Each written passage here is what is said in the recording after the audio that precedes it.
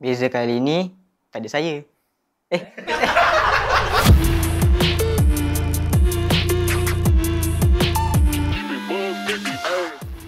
Bagi more stress. Training ground lah, sebab dalam PUBG tu ada training ground, tembak papan, test recall, santai-santai tembak nak bagi, nanti tembak kat dalam game bagi kena lah. Rutin sebelum match, lepas saya bangun, saya kocok semua orang dulu. Saya rasa team yang saya nak jumpa dekat Grand Final, Todak. And untuk season kali ni pun Todak ada tambah 2 player baru. And ada satu ex-player kita orang iaitu Kenny. Saya nak jumpa dia dekat Grand Final nanti, Kenny. Tim yang saya nak lawan dan tunggu di Grand Final semestinya semua tim Malaysia, sebab saya nak semua tim Malaysia bermain di Grand Final lah untuk season kali ni.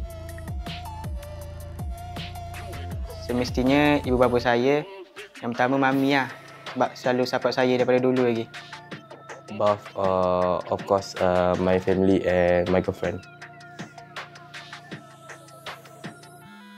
Kalau saya, tim lah.